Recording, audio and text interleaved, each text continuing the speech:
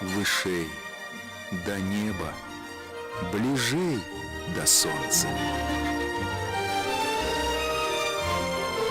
Бадай толькі з такіх вяршынь можна спачатку ўсвядоміць і ўбачыць, а потым улюбіцца ў гэты край, у гэты горад, светлы край зямлі беларускай.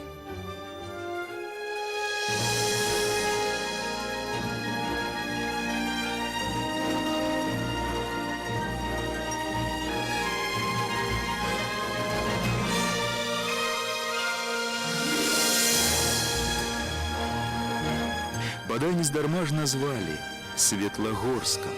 Назва штучная і маладая, нават і сотні гадоў няма, але ж даволі трапная, як тыя, што існуюць тысячагоддзі. Светлагорск – горад малады, а версія паходжання мае не меней запаважаны сталы населены пункт. Светлы і ад людзей, мясцовых і тых, што з'ехаліся сюды з розных старонак Беларусі і іншых краін. Светлы і ад наваколля.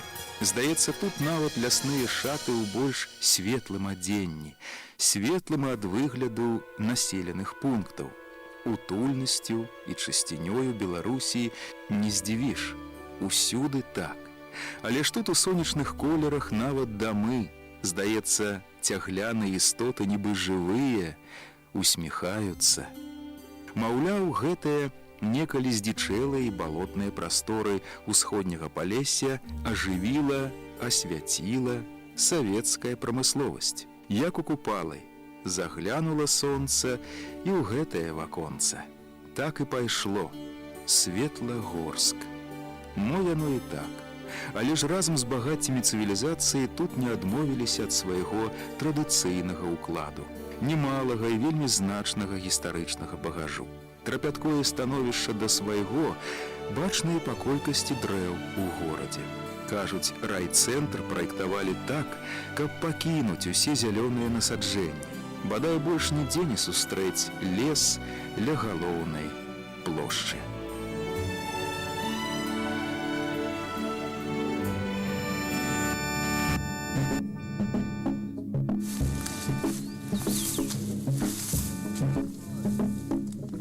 Адлюстраванне любові і захаплення хараством навакольнай прыроды.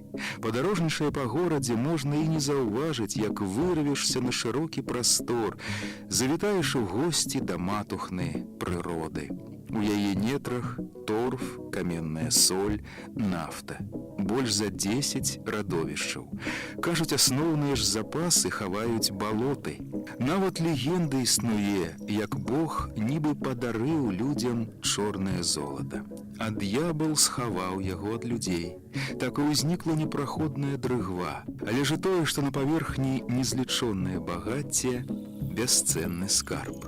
Раслінны і жывёльны свет. Бадай толькі ў Беларусі на кантыненце амаль палову лясоў і лугоў маюць ахоўны статус.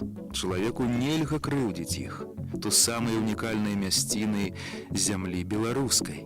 Гэта і пра заказнік Выдраніца з яго незлічоным спісам чырвонакніжных насельнікаў. Тут гомо сапіенс з'яўляецца толькі паназіраць, аддаць паклон прыродзе зямлі. Яна схавала пад удзірванелымі курганамі і данесла да нас побыт нашых продкаў.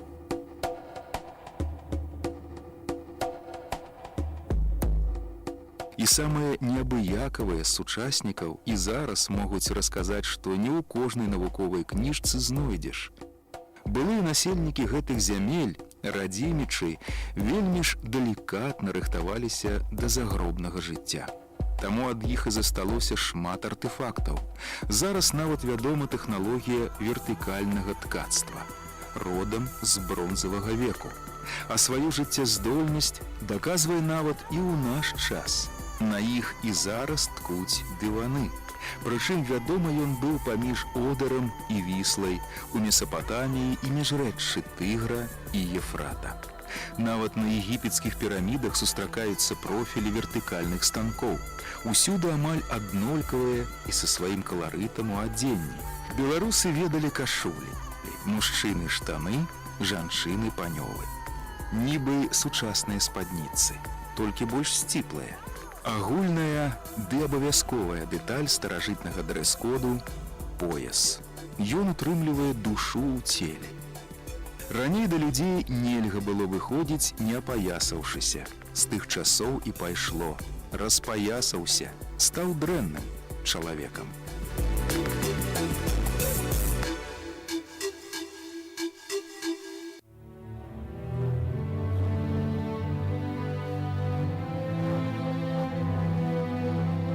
І да гэтага часу ў Парэчах, ад Парэчцы, мястэчка з асаблівым духам раскінулася абапал беразіны, памятаюць род Пушчыных.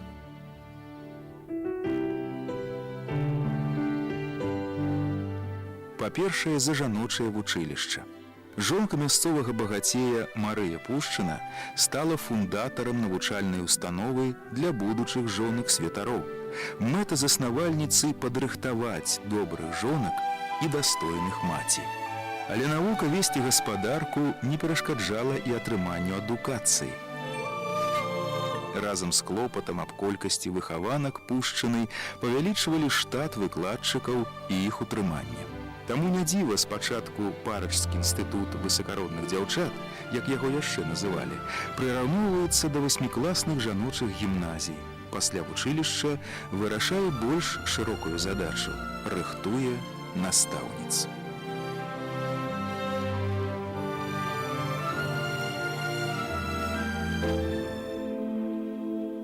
Будучыя матушкі, не горш за правілы дамастрояў сям'і, свяшчэннаслужыцеляў, авалодвалі больш лёгкімі і непатрэбнымі навукамі – літаратурай, музыкай, маляваннем. Яны ішлі праз сэрцы дзяўчын. Такое хараство ў адной з навучэнак абудзіла літаратурны талент, у іншай прачнуўся геній мастака, і шмат хто са сціплых ды даверлівых дзяўчын збіралі тутэйшыя легенды. Яны так адрозніваліся ад сумнага катэхізісу, вярталі ў мінулае, дазвалялі марыць.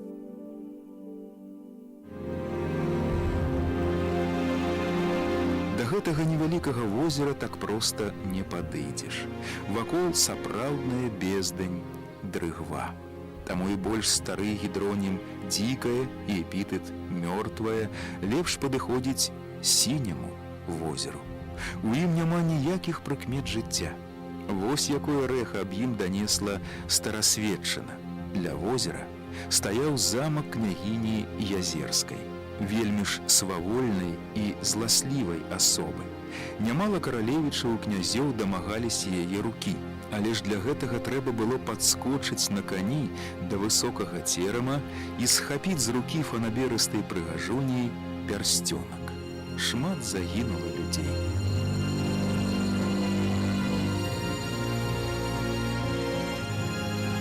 А Язерская засталася векавухай.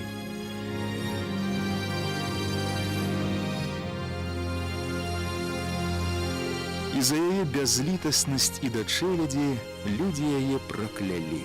Так замак з жорсткай гаспадыняй і праваліўся ў возера.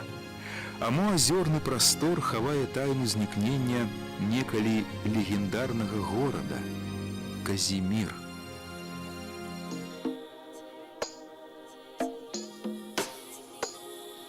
Кажуць, людзі там былі працавітыя і без гонару, а таму багатыя і шчаслівыя. Пазнаеце беларускага гаспадара? Але ж тое было не даспадобы суседзям. Яны знішчылі рай на зямлі. Шмат якія падзеі ў тутэйшым краі былі густа замешаны на крыві.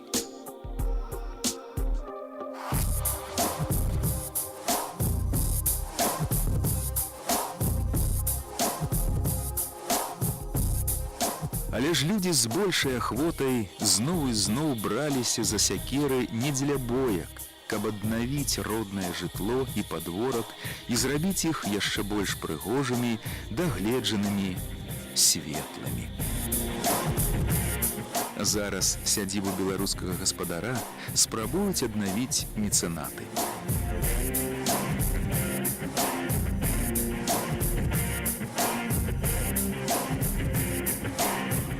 Такія млыны, канешне, можна было сустрэць у аднаго-дзвюх чалавек на ваколіцу. То былі вельмі ж заможныя гаспадары. Па-першае, і збудаваць было нялёгка, і матэрыял амаль векавыя дубы. Па-другое, трэба было мець дазвол ад царскага двара.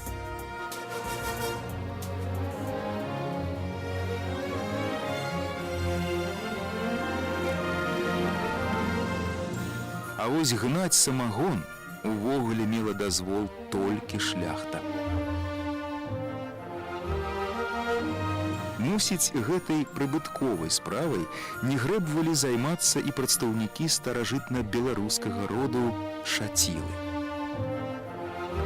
Гэтае прозвішча сугучна з назвай вёскі Шацілкі, што дала пачатак Светлагорску.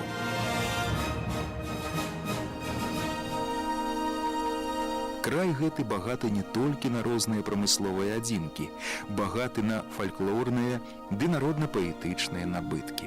Тут нават камяні маюць свае назвы і аўтабіяграфіі.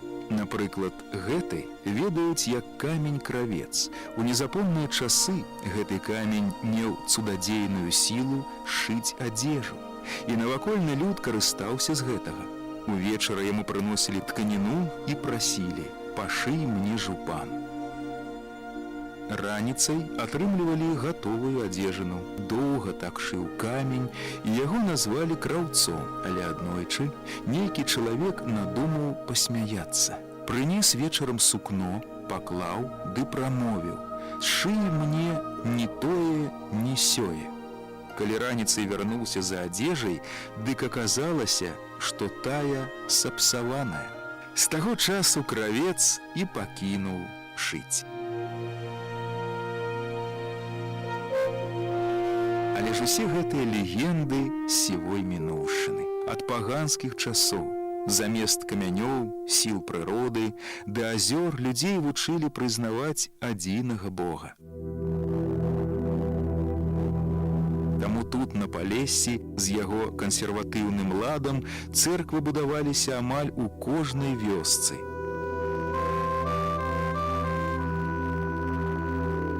Фундатарам некалькіх цэркваў у раёне стаў род Пушчын. Грошай не шкадавалі. Атрымліваліся сапраўдныя шэдэўры сярод невялікіх сялянскіх хат. Першай мураванай стала царква ў гонар Марыі Магдаліны. Яшчэ да 3 рэлігійных пабудоў маюць дачыненне нават нашчадкі Гедымінавічаў, і ні адна са святынь не захавалася. Пад сцягам сумна вядомай барацьбы нішчыліся набыткі духоўнай культуры. Час паказаў іншае.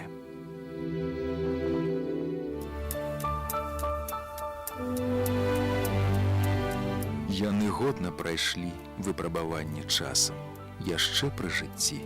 Жонка, як сапраўдная жанчына, дбала аб дабрабыце сямейным і рыхтавала да таго дзяўчынак з наваколля. Муж, як сапраўдны мужчына, колькі б не злятаў уніз, наступным разам браў новы прыступак. Разжалаваны за дэмакратычныя погляды, капітан даслужваецца да генерал-майора.